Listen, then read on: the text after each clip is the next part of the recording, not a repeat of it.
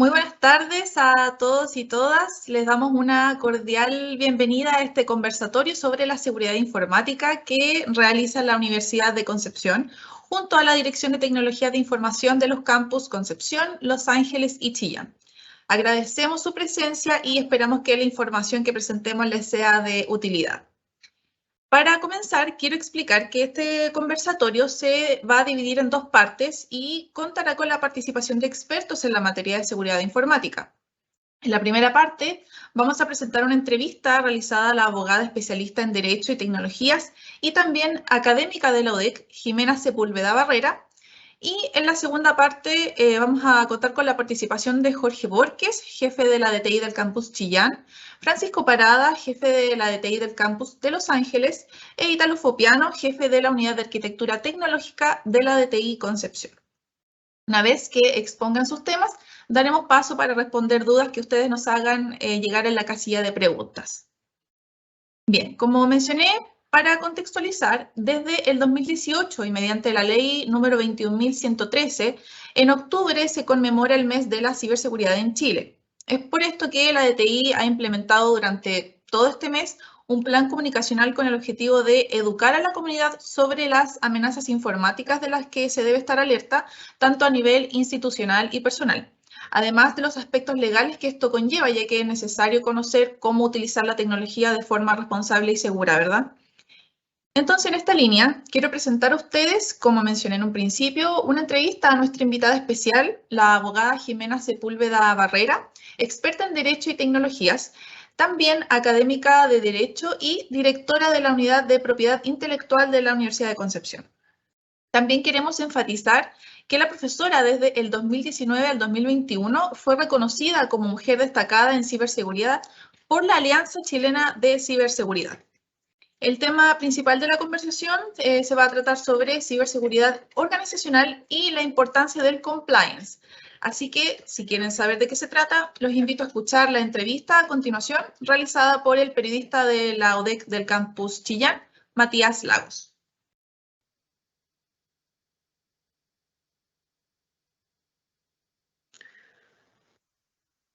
¿Qué tal? ¿Cómo están? Muy buenas tardes. Sean bienvenidos a este espacio de entrevistas en un tema bastante particular. Les saluda cordialmente el periodista Matías Lagos, periodista de Dirección General del Campus Chillán de la Universidad de Concepción. Yo les decía un tema bastante importante en este mes de octubre que está ya en la última semana, pero este tema no solamente que se enmarca en este mes se puede abordar, lógicamente, está durante todo el año. Es el mes en particular de la ciberseguridad. Ciberseguridad organizacional, ¿no es cierto? La importancia del compliance. ¿Qué es lo que significa estos conceptos? Los estaremos abordando con Jimena Sepúlveda Barrera, quien es académica de Derecho Privado de la Universidad de Concepción, es abogada, es especialista en el Derecho de las Nuevas Tecnologías y Ciberseguridad. Fue también hace algunos años fiscal en el Ministerio Público. También mencionarles que fue reconocida como Mujeres en Ciberseguridad 2020. Encuentro que busca destacar justamente a las profesionales que son especialistas en esta materia, con el fin, por supuesto, de dar tribuna puntualmente a aquellas mujeres que se han desarrollado en varios rubros, en varias áreas, tanto en Santiago como en regiones. Y actualmente es directora de la Unidad de Propiedad Intelectual. Jimena, bienvenida a este espacio de entrevistas. Muy buenas tardes. Muchas gracias. Gracias por la invitación. Gracias a usted por participar en este importante tema. Yo lo decía, el mes de la ciberseguridad organizacional, también la importancia del compliance. Y en base a eso, de lo general a lo particular, ¿qué es la ciberseguridad? Si nos puede complementar. Respecto de la ciberseguridad, existen muchos conceptos. Hay que quizás extraer de todos ciertos elementos comunes. La ciberseguridad es la minimización de los riesgos que existen en el ciberespacio, de forma tal de asegurar ciertos pilares en relación a la información que ahí se encuentra. La confidencialidad, la integridad, ¿no es cierto?, y la disponibilidad, que son los tres pilares bases de la ciberseguridad. Y el ciberespacio, que es un concepto, ¿no es cierto?, subyacente a la ciberseguridad, es el conjunto de elementos físicos, lógicos y también las interacciones humanas que existen o que se dan, ¿no es cierto?, en aquello. Yo también en la introducción le mencionaba a Jimena el concepto de la ciberseguridad organizacional. Uno podría entenderlo sin saber del tema, intuirlo que se trata de una ciberseguridad en aspectos corporativos. ¿Qué nos puede explicar respecto a este último concepto de la ciberseguridad organizacional? La ciberseguridad organizacional, tal como su nombre, ¿no es cierto?, hace que tengamos cierto indicio, es la ciberseguridad mirada desde la perspectiva de las necesidades de las organizaciones. Y se contrapone con la ciberseguridad individual y la ciberseguridad nacional o ciberdefensa. La ciberseguridad organizacional tiene por objeto asegurar la información, pero en distintos pilares que exceden a los más clásicos, ¿no es cierto?, que ya decía o situaba en la privacidad, la disponibilidad y en la confidencialidad de la información. También incluye otros pilares, por ejemplo, la trazabilidad, vale decir, el poder determinar en la organización desde dónde hacia dónde se transmite la información, entre qué usuario. También, ¿no es cierto?, la disponibilidad de la información, no solamente de software, sino que también de hardware. También dice relación con aspectos de privacidad de datos personales, ¿no es cierto?, que maneja la organización y también de los clientes de las organizaciones.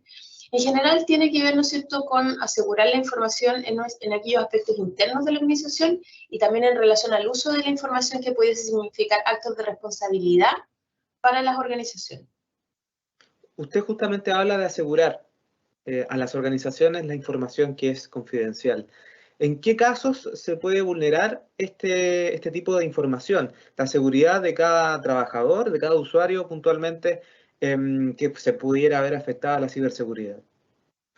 A ver, las acciones de ciberseguridad es muy importante tener en cuenta que no constituye una acción que elimine los riesgos. Eso es importante ponerlos como un primer punto sobre el cual hay que avanzar. Segundo, la ciberseguridad es un conjunto de acciones que pretenden minimizar los riesgos. El ciberespacio es esencialmente un espacio riesgoso, que fue construido no para asegurar la información, sino que por el contrario para compartirla. Luego, lo que la ciberseguridad pretende es hacer a las organizaciones ciberresilientes, vale decir, tener la capacidad de poder identificar cuando existe un riesgo, tener la capacidad de poder reaccionar frente a ese riesgo adecuadamente a través, ¿no es cierto?, de acciones que están definidas en ciertas políticas internas y que están dadas no solo para los trabajadores, sino que también de manera transversal para toda la organización, entendiendo en ella los clientes, los eventuales, ¿no es cierto?, usuarios, los accionistas, dependiendo del perfil de la organización, toda la comunidad se incorpora ahí. Y luego de, ¿no es cierto?, la identificación, la reacción, luego la mejora continua de ese proceso con la finalidad, ¿no es cierto?, de evitar que ese riesgo se transforme en una crisis de ciberseguridad. Estamos con Jimena Sepúlveda, es abogada, especialista en Derecho de las Nuevas Tecnologías y Ciberseguridad, académica de Derecho Privado de la Universidad de Concepción, en esta entrevista en el marco del mes de la ciberseguridad. Aspectos que estamos abordando: ciberseguridad organizacional y la importancia del compliance. Usted también, Jimena, mencionaba de minimizar. Básicamente, el objetivo de la ciberseguridad es minimizar. No se puede, digamos, evitar completamente alguna vulneración. La idea es minimizar estos riesgos. ¿Hay algún dispositivo móvil que pudiera, digamos, tener una mayor ventaja de poder minimizar este riesgo informático? Hablamos de computadores, dispositivos celulares, o tiene que ver lisa y llanamente con las redes en las cuales uno se termina conectando puntualmente.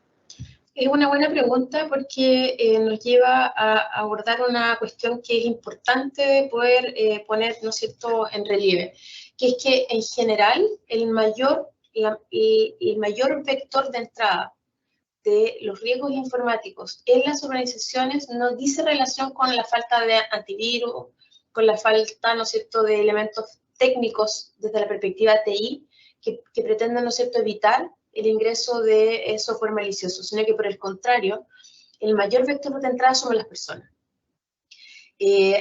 Los ciberdelincuentes hoy día utilizan avanzadas y cada vez más sofisticadas técnicas para engañar a las personas de modo tal de acceder, ¿no es cierto?, a través de, por ejemplo, correos electrónicos, o a través, ¿no es cierto?, de la descarga de archivos adjuntos que pudiesen ir a correo electrónico, o bien, ¿no es cierto?, a través de en sitios web que pudiesen ser peligrosos. Pero hoy día, en general, en la mayor parte de los ataques informáticos ocurren porque los ciberdelincuentes ingresan a través de las personas, y por eso es tan importante en las organizaciones generar lo que se denomina, ¿no es cierto?, hábitos saludables o hábitos de higiene digital, ¿vale? Es decir, ciertas conductas que evitan precisamente que esos riesgos se filtren en las organizaciones. Quizás la siguiente pregunta, Jimena, y usted me puede corroborar, quizás estaré hilando más fino, pero se genera, por ejemplo, este tipo de instancias, de situaciones cuando uno navega por, valga la redundancia, ciertos navegadores, determinados navegadores. ¿Hay alguno que tenga una mayor seguridad que otro para que pueda favorecer la disminución de este riesgo informático en los usuarios? Ninguno. Matías, como te decía, la red es esencialmente insegura. No existe un dispositivo, no existe una red, no existe un software que sea infalible. Hoy día todo es hackeable, software y hardware. Va a depender, ¿no es cierto?, de la habilidad del ciberdelincuente y de la preocupación o despreocupación del usuario, que el riesgo, ¿no es cierto?, ingrese dentro de nuestro sistema. Si miramos los últimos ciberataques más conocidos en Chile, los del Estado Mayor Conjunto, los del Poder Judicial, todos aquellos, ¿no es cierto?, son fallas humanas que posibilitaron el ingreso de los ciberdelincuentes al sistema. Eso puede ocurrir a nivel de ese tipo de organizaciones públicas, pero también de empresas privadas. Por ende, es muy importante hacer conciencia en, al menos, ¿no es cierto?, que los usuarios tengan, por ejemplo, sistemas de doble autenticación, que tengan claves que sean fuertes, que estén bien construidas, que regularmente las cambien, y que vayan, ¿no es cierto?, actualizando los dispositivos. Eso yo creo que es más importante que poner énfasis en cuál navegador es más seguro para los efectos de poder extraer información. Hoy día es importante ir parchando, ¿no es cierto? Las actualizaciones lo que pretenden es ir técnicamente mejorando o parchando las brechas de seguridad que las mismas empresas van vislumbrando. Y por eso es que tenemos que ir cada vez, ¿no es cierto?, actualizando nuestros sistemas, nuestros programas, para los efectos de ir reparando esa suerte de agujeros por los cuales los ciberdelincuentes pueden entrar. Si lo miramos desde la perspectiva física, es como si de repente alguien se diera cuenta que se nos quedó una ventana abierta y nos está diciendo que hay que cerrar la ventana. Lo mismo ocurre, ¿no es cierto?, con la actualización del programa. Bien, reiteramos que estamos con Jimena Sepúlveda Barrera, abogada especializada en derecho, bien digo, de las nuevas tecnologías y ciberseguridad. Es académica de Derecho Privado de la Universidad de Concepción. Para contextualizar también, desde el año 2018, es decir, hace 4 años, y mediante la ley 21.113, es que cada octubre puntualmente es que se enmarca este mes de la ciberseguridad. Por eso es que estamos abordando este tema. Yo lo decía en la introducción, es el marco de este mes, pero la ciberseguridad está presente los 12 meses del año. Esto se transforma en una prioridad en la lista de preocupaciones de cualquier organización. Puntualmente es por ello que, según las necesidades actuales, y a raíz también de los mismos ejemplos que usted mencionaba, Jimena, es necesario adoptar prácticas efectivas que permitan a las organizaciones consolidar, en este caso, una defensa sólida en contra de posibles ataques y vulneraciones informáticas. ¿Existe alguna legislación asociada a estos temas, tanto en el ámbito nacional como internacional? Sí, claro. Hoy día el espectro de la ciberseguridad pasó de ser una cuestión meramente técnica a ser una cuestión normativa. Son múltiples las normas que de manera parcial regulan los aspectos de ciberseguridad. El primer eje más importante es el régimen de protección de datos personales, que es información, ¿no es cierto?, pero que dice relación con una persona natural identificada o identificable. Está dentro del género, ¿no es cierto?, de la información, pero es una especie que refiere a personas naturales. Eso por una parte. En relación a los datos personales existe una regulación internacional muy relevante que tiene aplicación extraterritorial, que es el GDPR, el Reglamento General de Protección de Datos de la Unión Europea. Y por otra parte tenemos la Ley de Protección de Datos de Chile, que está en proceso de actualización en el Congreso, y esperamos muy pronto, ¿no es cierto?, que muy pronto se promulgue. Por otra parte, tenemos en el ámbito más público la Ley de Transformación Digital, que recién ahora en junio comenzó el proceso de implementación según su periodo de vigencia, que establece también obligaciones de ciberseguridad, pero para las entidades públicas. Está, ¿no es cierto?, la ley del mes de la ciberseguridad. Por otra parte, tenemos la estrategia de ciberseguridad 2035, que es una hoja de ruta que estamos construyendo, ¿no es cierto?, con un conjunto de expertos al alero de la Comisión Futuro del Senado, y que tiene por objeto fijar un poco cuál va a ser como la hoja de ruta en relación a las acciones que el Estado va a tomar de aquí hasta el año 2035 para implementar las reglas de ciberseguridad en nuestro país. Y finalmente, la Ley de Delitos Informáticos, que fue recientemente, ¿no es cierto?, que entró en vigencia muy recientemente, y que cambia sustantivamente la ley que venía del año 1999 y que crea 8 nuevos delitos, perdón.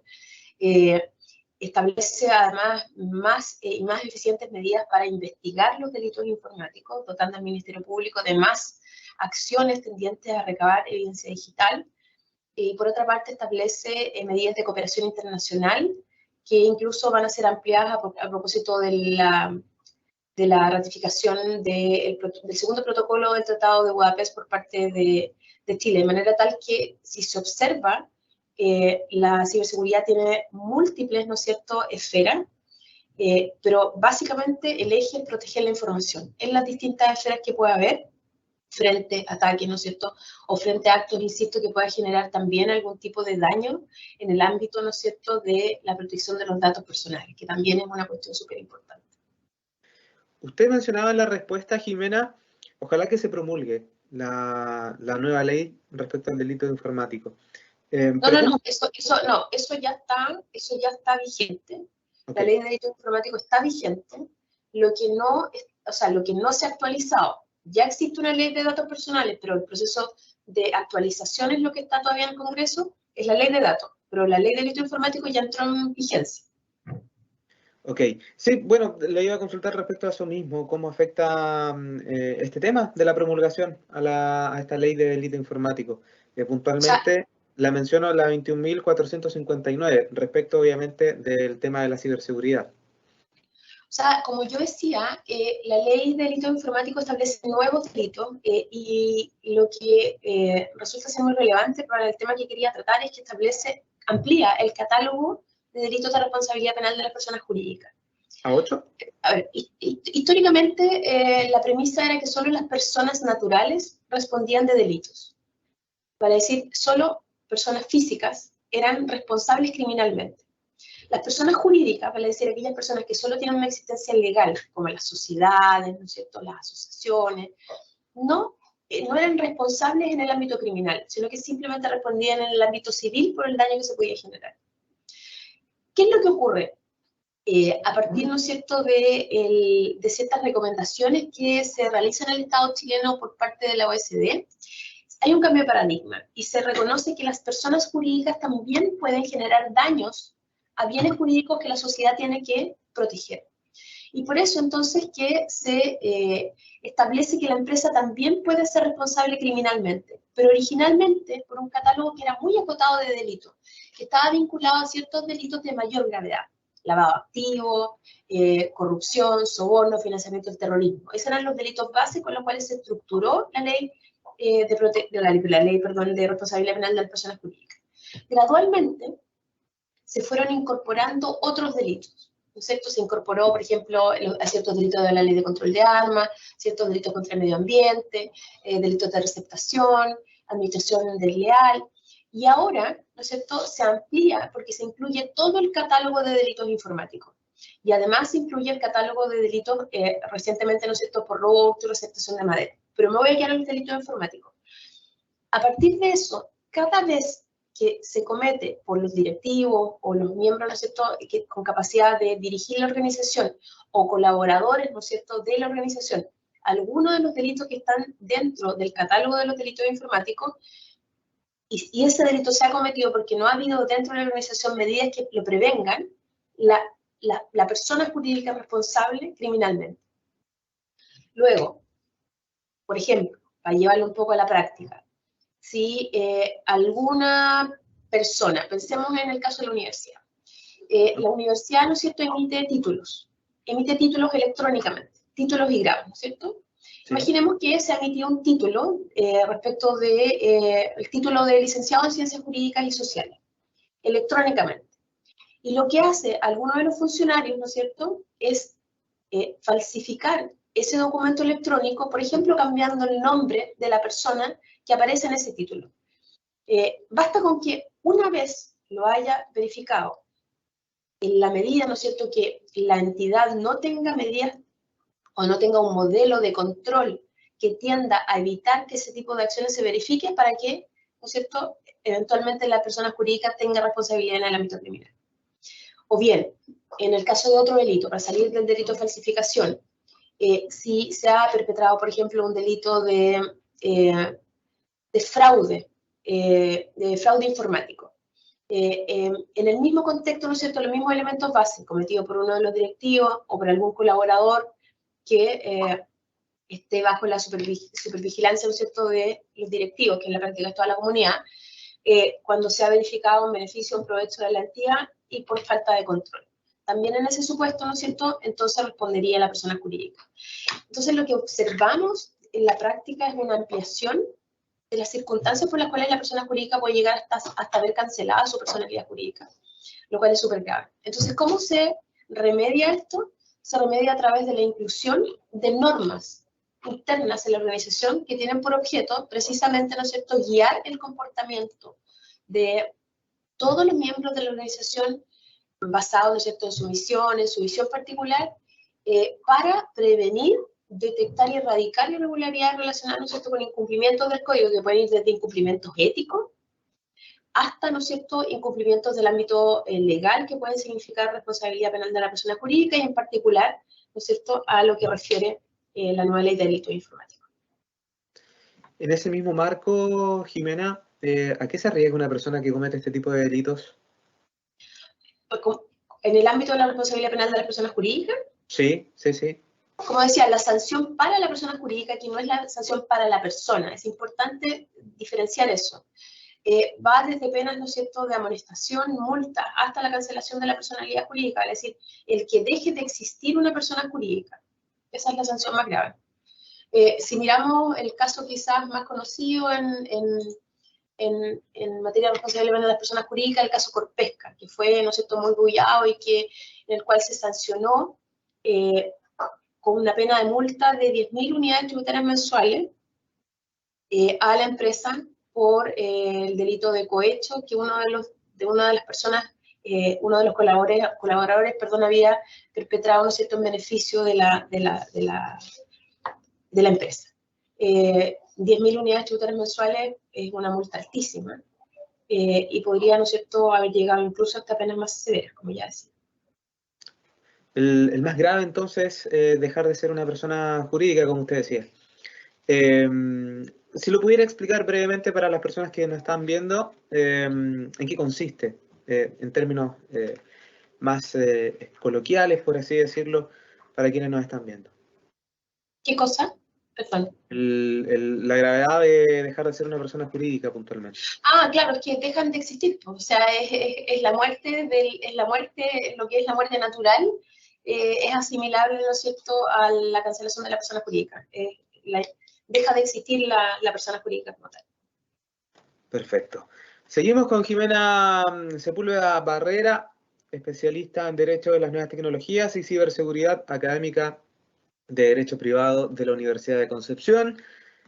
Este concepto lo mencionaba al comienzo también en el título de esta entrevista, pero en el mes, ¿no es cierto?, de la ciberseguridad, ya decíamos organizacional, pero la importancia del compliance. ¿Qué significa puntualmente esta palabra, este concepto, compliance?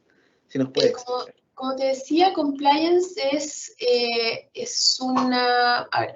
el compliance se trata de un conjunto de medidas que se incorporan, como decía antes, como una guía de actuación dentro de las organizaciones y que tiene por objeto en el fondo prevenir que se lleven a cabo en el interior de esa organización conductas o acciones que puedan significar responsabilidad a la organización o que sean contrarias a su misión y visión. O sea, podemos observar que compliance puede ir desde una función ética, una función de protección legal y de responsabilidad, ¿no es cierto?, frente a terceros.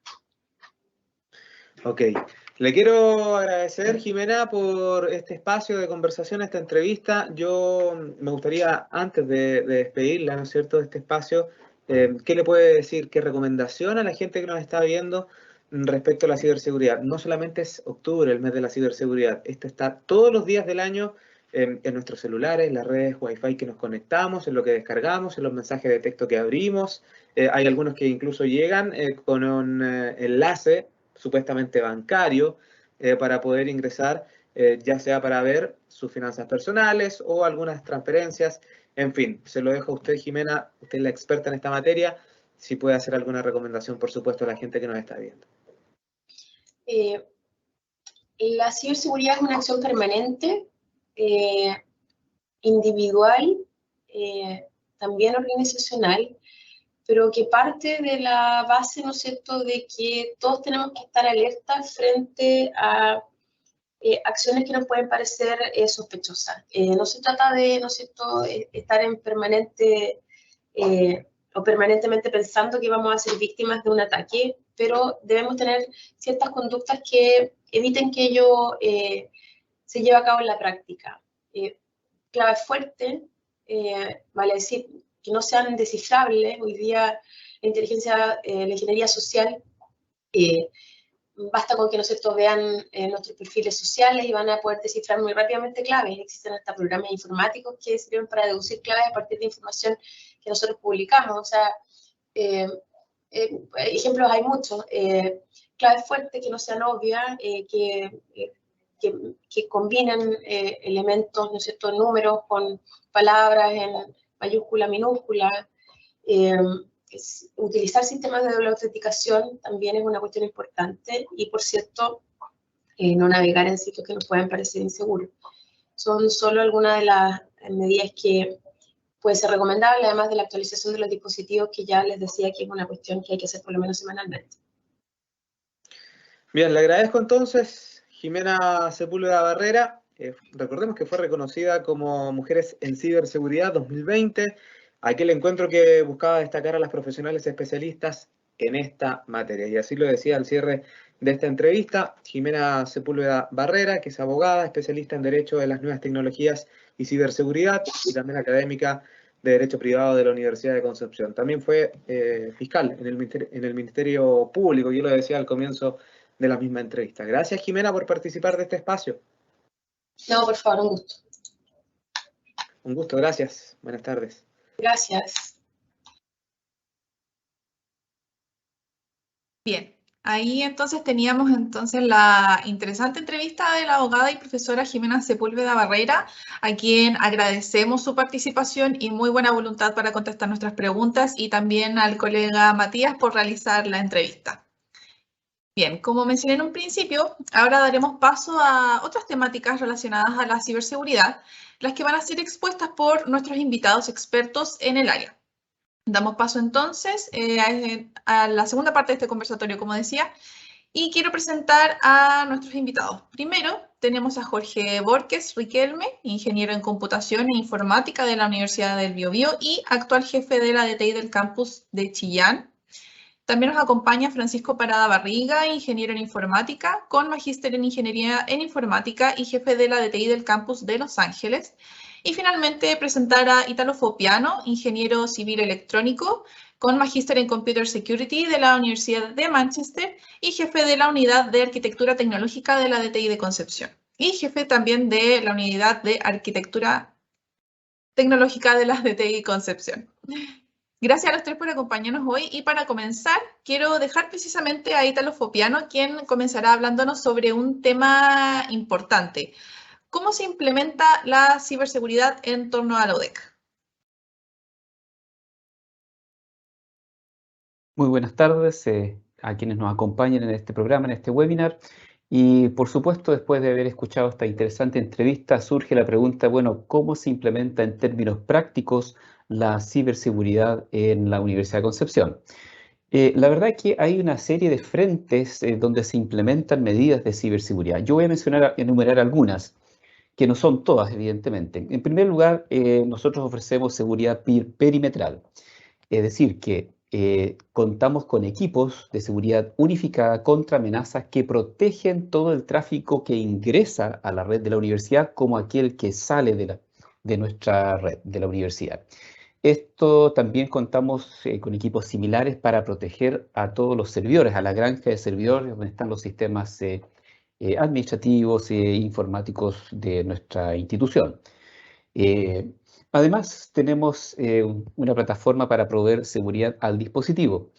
Esto es lo que llamábamos antiguamente el antivirus institucional, ahora se llama una plataforma de seguridad del dispositivo, porque se amplía el espectro de sus funcionalidades.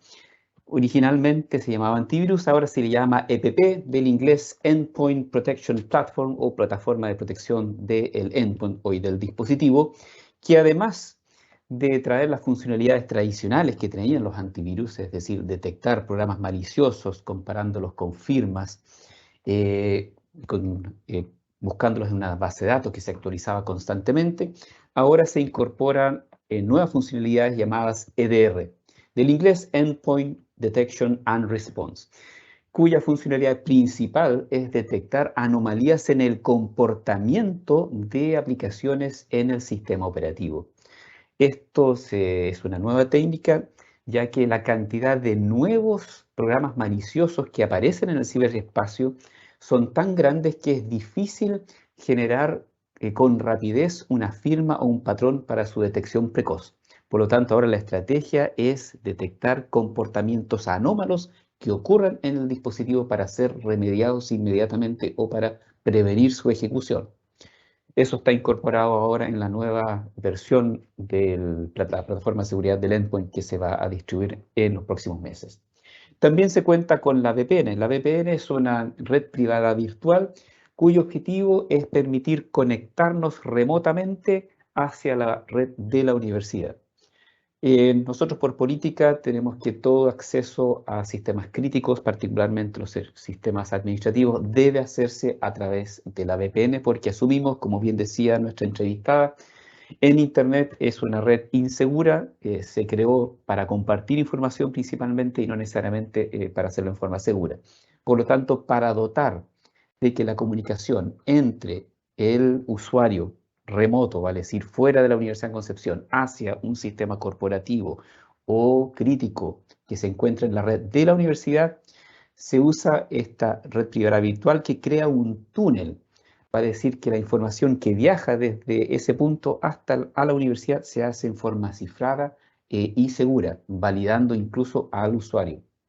Contamos también con sistemas de autenticación, muchos están familiarizados con el proceso de unificación, que aumentó la complejidad y el largo mínimo de las claves. Esto es porque estamos unificando en una sola clave el acceso a múltiples servicios.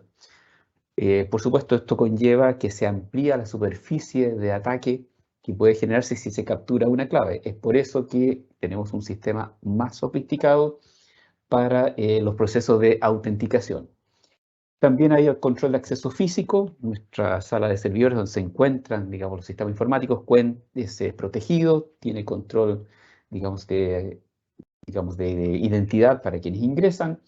Está protegido también electromagnéticamente, entre otras cosas. Y por supuesto cuenta con los elementos clásicos de una sala de servidores, vale decir, suministro eléctrico ininterrumpido, grupo electrógeno para cortes de energía prolongados, aire acondicionado redundante. Ustedes saben que los equipos disipan mucho calor y hay que extraerlo de la sala. Todo esto para darle continuidad a la disponibilidad de los servicios y la información.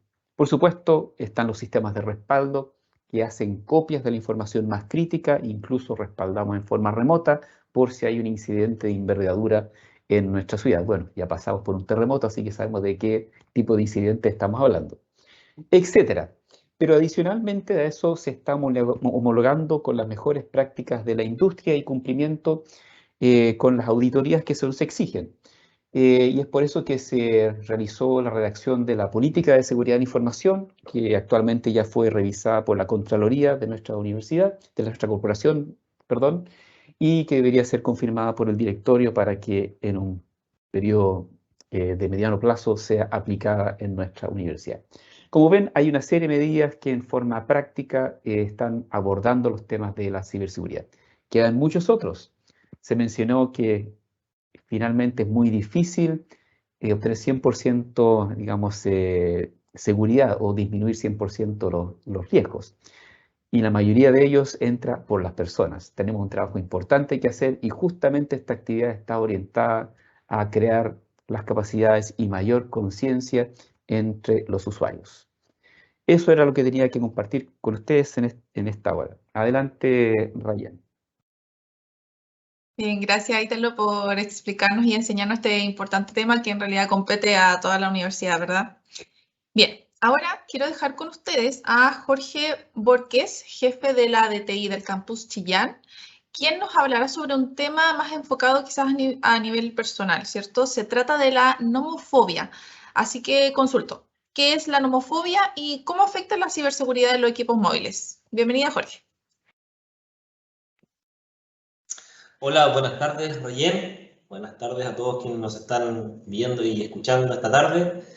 Bueno, exactamente, la pandemia en realidad no solo nos ha afectado directamente a la salud física, ¿verdad?, de las personas, sino que también ha afectado el tema psicológico.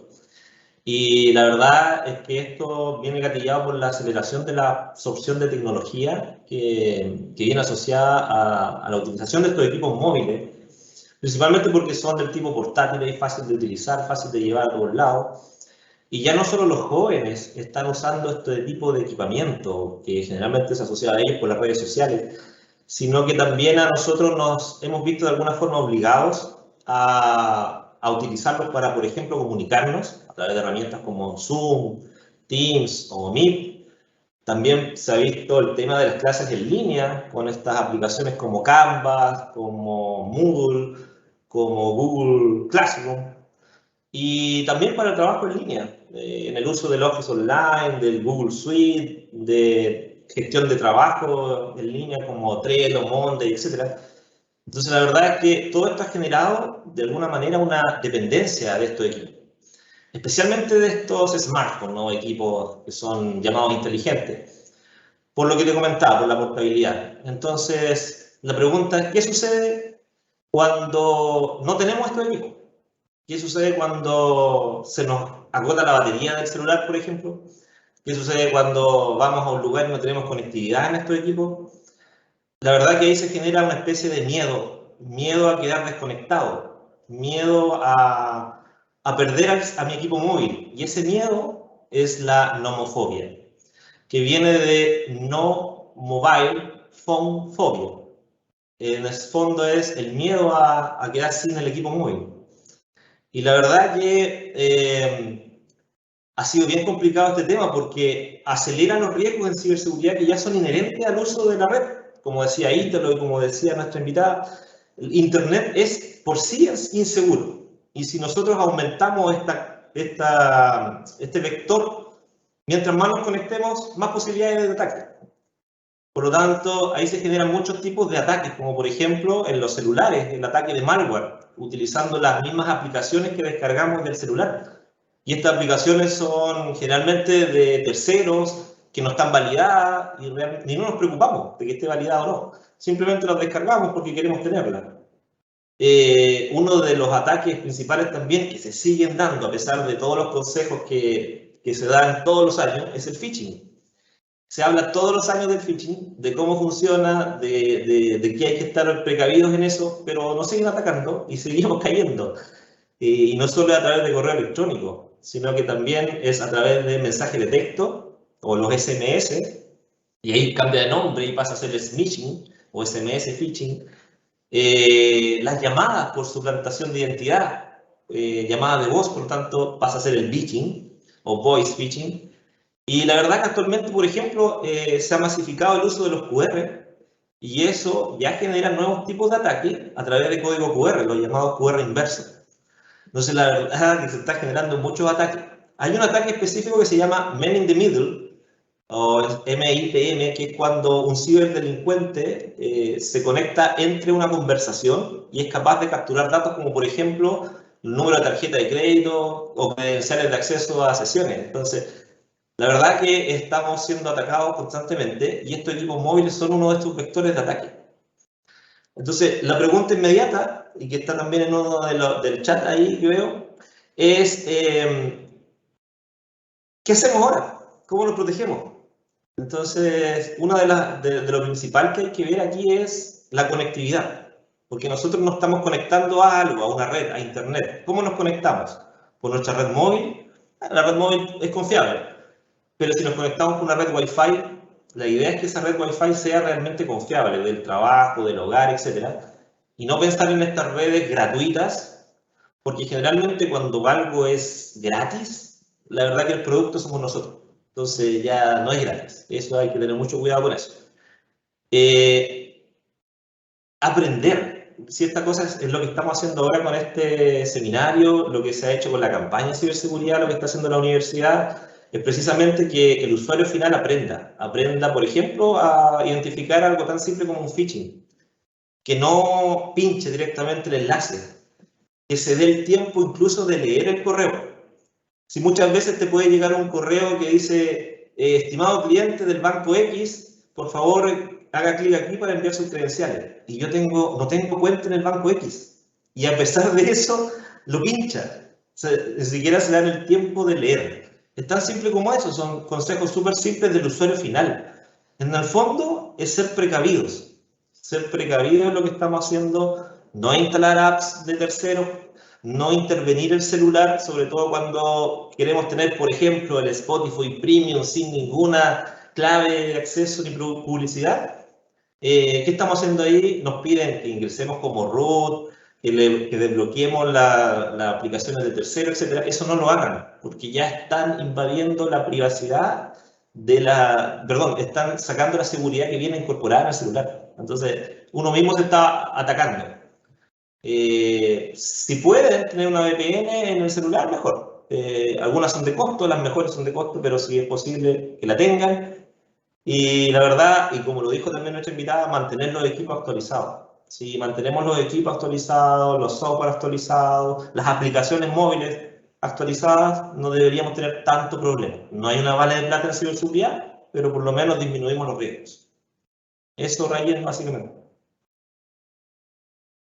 Bien, gracias Jorge por tu tiempo y excelente explicación sobre este tema del que muchos quizás no tienen conciencia de los peligros, así que es necesario hablarlo para evitar los riesgos.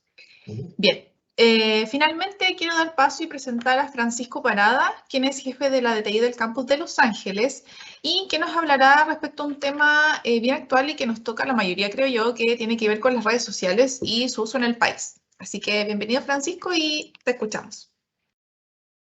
Hola, buenas tardes a todas y todos. Yo voy a compartir una pequeña presentación. Bueno, la idea de esto es que vamos a conversar de algunos números de las redes sociales que está pasando en Chile. Solo para empezar a comenzar,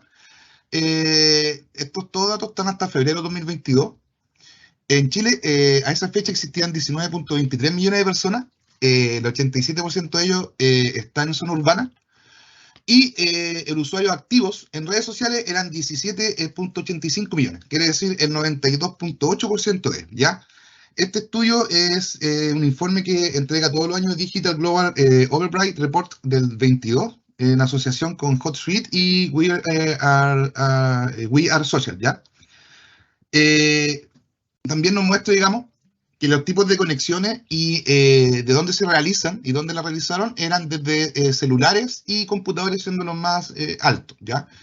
Tuvo una baja en los celulares en el 2000, con respecto al 2020 por el tema de pandemia, ¿ya? En pandemia se utilizó un poco más los teléfonos celulares y después se fue regularizando, por eso hay una leve baja. Pero entrando, digamos, al tema de las redes sociales, en Chile, bueno, todos conocemos que existen varias redes sociales, pero las más utilizadas sigue siendo Facebook, con 17 millones de personas, con 12 millones de personas, y lo sigue Instagram, ya en el punto 14. Acá se ven los sitios más visitados, digamos, en Chile. Sigue siendo Google y YouTube, que YouTube en realidad pasa de ser de una red social a un sitio, a una red de video, ¿ya? En algunos casos lo toman como red social, en otros casos no. Pero ellos siguen siendo un uso habitual y a diario, digamos, ¿ya? Por ejemplo, ellos tienen una conexión de 15 millones de usuarios. Se conectan al año, o sea, al año, digamos, a la red social YouTube. Después lo sigue Instagram, con 11 millones de conexiones. Y la última que quería mostrar, digamos, y darla a conocer, una red social nueva que salió hace a poco, y ha tenido mucho alce, digamos, a nivel mundial, que es TikTok, ¿ya? TikTok en Chile ha evolucionado del 2020 a la fecha con un 524% más. Eso quiere decir que hoy en día tiene casi 9 millones de usuarios. Ya en mayoría de ellos son mujeres y es una red social de video, ¿ya? Si lo vemos por generaciones, la generación entre los 13 y 23 años utilizan TikTok e Instagram, y en la generación de 24 a 40 está utilizando principalmente Facebook e Instagram, ¿ya? Son datos a tener en cuenta. Por ejemplo, un dato importante es que los menores de edad están utilizando mucho las redes sociales, ¿ya? Y eso debemos tener un poco de precaución en ello, porque nosotros al navegar por internet, en las redes sociales, en páginas, en cualquier de esto sea, generamos una huella digital que, por las leyes que hoy en día están en Chile, es muy difícil de eliminar, ¿ya? No así en otros países europeos, que es más fácil con el derecho a los vivos. Pero a temprana edad, digamos, de 13, 14 años, ya están generando una huella digital, digamos, con fotografías, videos, mensajes, etcétera, que después, cuando uno crece, puede ser perjudicial o nos puede ser molesto, digamos, tenerlos a la mano, digamos, llegar y buscar. Como eso te podría conversar, Ryan. No sé si tienes preguntas, algo así, podemos verlo ahora. Sí, precisamente, bueno, agradecerte, Francisco, también a nuestros expositores por entregarnos esta valiosa información de la que, como mencionaba, todos deberíamos estar al tanto, ¿cierto? Sobre todo en el contexto actual, en donde la ciberseguridad es cada vez más importante. Y bueno, como mencionabas tú, Francisco, claro, una pregunta podría ser que en este contexto, precisamente, ¿cómo proteger a los hijos de estos peligros informáticos? Vale, mira, sí. Bueno, no tenemos, digamos, como la receta exacta, pero con algunos puntos muy importantes, siempre tener bajo supervisión al adolescente, digamos, por parte de un adulto responsable, padre, madre, o el que sea, ¿ya? Mantener las cuentas privadas también de redes sociales, fijarse a la gente que aceptan, ojalá hacerlo ellos mismos, ven a quién está en sus redes sociales, explicarle los peligros que hay, que no todo lo que existe en internet es verdadero, que no todo lo que, si te habla una persona con un perfil, con una foto, es verdadero, se tiene que revisar eso. Y bueno, y por último, digamos, cuidarse de los síntomas que hay, como el bullying, ¿cierto? El ciberbullying, perdón, o ese sexting y cosas por el estilo.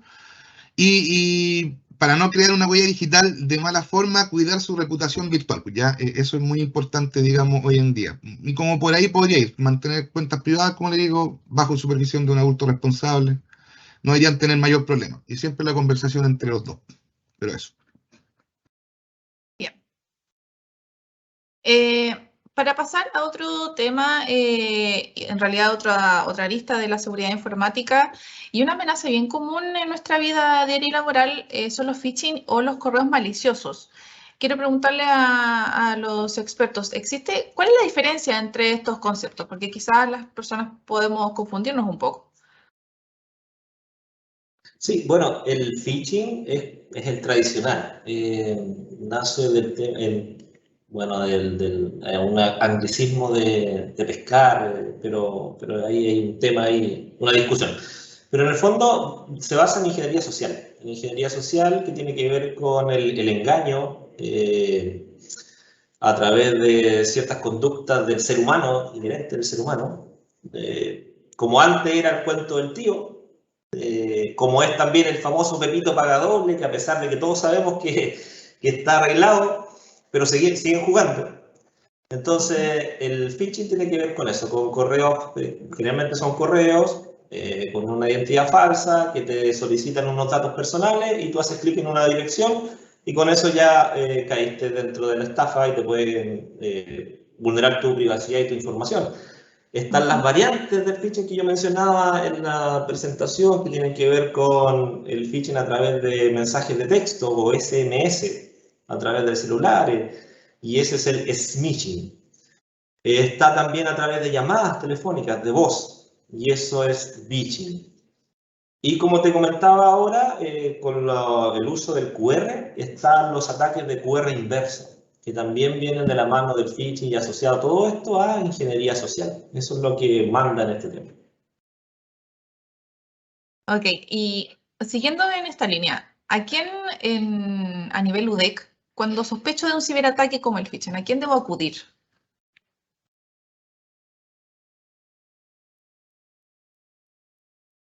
¿Ítalo o a mí, como Ítalo dio el tema? Sí, o tú, Ítalo, también. Estás sin voz. Gracias por avisar. En el caso del phishing, el Outlook Web tiene una opción para denunciar correo no deseado y también correo que es de suplantación. El phishing vendría a caer en esta categoría. Mañana vamos a enviar un correo también indicando cómo se puede hacer esta denuncia. La idea es que mientras más personas realicen una denuncia frente a un correo de phishing, Microsoft automáticamente alimenta sus sistemas de detección de phishing para poder filtrar nuevos envíos similares a los que se han denunciado. Ese es un mecanismo. Ahora, ante un problema de ciberataque, ustedes pueden acudir a la DTI, principalmente la puerta de entrada principal es la mesa de ayuda a través del correo dti@udec.cl, pero también en casos, digamos, especiales podemos atender, digamos, directamente, dependiendo la gravedad de lo que ocurre. Bien, gracias, Ítalo. Y como última pregunta, también le consulto a ustedes, en materia de ciberseguridad en Chile, ¿existe alguna ley o normativa que regule la privacidad? ¿Dónde se puede consultar estos temas para iniciar algún aprendizaje en este tema? Sí, bueno, te puedo contestar yo y ahí nos pueden ayudar los demás, pero sí, pues tengo entendido que la ley 21.459 es la que está actualmente trabajando en Chile. Esa pasada a derogar la ley 19.223, que era, bueno, la abogada lo dijo al inicio, pero sí, pues, la actual ley es la 21.459 que establece las normas sobre los delitos informáticos y esa está en concordancia con el acuerdo de los convenios de Budapest, que firmó Chile, digamos. Así que tenemos una ley en eso. Y también se está trabajando en el Senado sobre otra ley de ciberseguridad, la que quiere explicar, digamos, los conceptos como ciberseguridad, ciberataques, ciberterrorismo, las infraestructuras críticas, entre otros aspectos. Pero eso, la ley 21.459 es la que nos puede defender sobre los delitos informáticos. No sé si alguien más quiere agregar. Ítalo, Jorge, o terminamos el... Sí, solamente mencionar que en Europa, en el año 2018, se promulgó la nueva regulación sobre protección de información en la Unión Europea y que ya fue homologada en la Unión Europea, en Inglaterra, en Estados Unidos también, y que también está permeando las organizaciones que son globales. Ustedes habrán notado que en la mayoría de las páginas web que ustedes visitan, les consultan si ustedes están de acuerdo en aceptar las cookies, por ejemplo. Eso es producto de esta regulación. Y también la mayoría de los proveedores de servicios en Internet también han actualizado las políticas sobre el uso de la información para que ustedes tengan un consentimiento informado. Y sin ir más lejos, cuando empezamos a utilizar las herramientas de Office 365, prácticamente todos los usuarios tuvieron que aceptar las condiciones y el consentimiento para el uso de esta información. Esto guarda relación justamente con estas regulaciones. En Chile, desde el año 93, si mal no recuerdo, existe una ley sobre la protección de la privacidad de las personas que uno pudiese extrapolar a el ámbito informático, pero que se precisa posteriormente con las nuevas leyes que ha mencionado Francisco. Sí, de hecho la ley que habla Ítalo es la 19.628. Esa es la ley sobre la protección de la vida privada, así se llama la ley. Y a nivel de ISO también está la ISO 27701, que es de la protección de la privacidad. Y está ahora, en 2019, salió la ISO IS 27552, que es la norma para certificar la gestión de la privacidad. Eso es básicamente todo relacionado a privacidad. Bien, entonces, en honor al tiempo, queremos ya dar término a este conversatorio de hoy, mencionándoles que sus preguntas también a nuestros asistentes o las consultas las pueden realizar al correo ciberseguridad@udec.cl, donde con mucho gusto las estaremos contestando. Queremos agradecer la participación de Francisco, Ítalo y Jorge, y además de la participación de la profesora y abogada Jimena Sepúlveda, quien muy amablemente accedió a conversar con nosotros. También agradecer la participación del público y esperamos que la información que les entregamos les sea de utilidad y les ayude, ¿cierto?, a desenvolverse con mayor tranquilidad en el área laboral y personal. Que tengan una excelente tarde y nos vemos en otra oportunidad. Vale. Éxito.